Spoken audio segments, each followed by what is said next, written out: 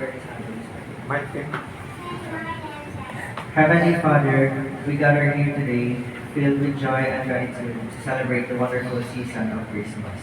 We thank you for the gift of your Son, Jesus Christ, whose birth we commemorate.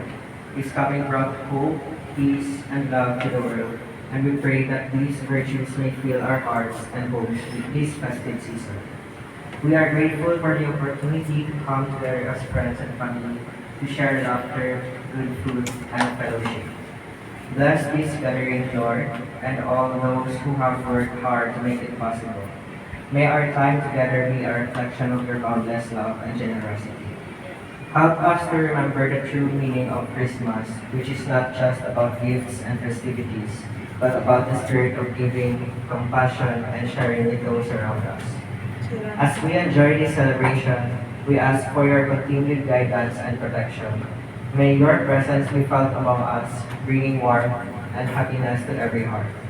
We pray for peace in our world, for healing for the sick, and for comfort for those who are lonely or struggling during this time.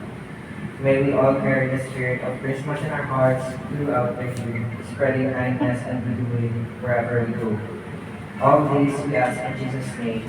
Amen. Bless us, O Lord, in this thy gift, which are about to receive from thy bounty, through Christ our Lord. Amen. Father,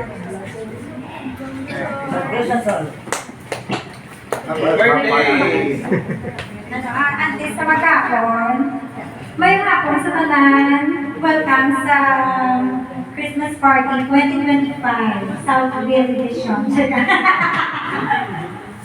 Nang atin sa mag-start sa ating program, makapon na ng tanay, karoon na ng tamagins. Ha? Kay nakakatimprano sa ito niya.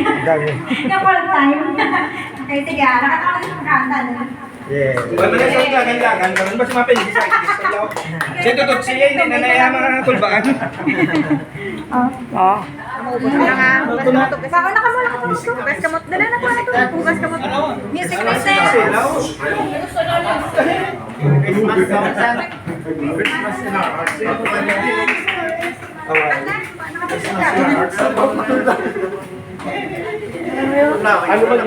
Hindi mo na Sila ka na yun, hindi kaya kagwa. Hindi na lang tay-tay. Wala, lahat mo lang eh. Ito mo po ay ko. Ako tindok na masakit na. Ano ba nung makamunggo ka niya. Isa mo.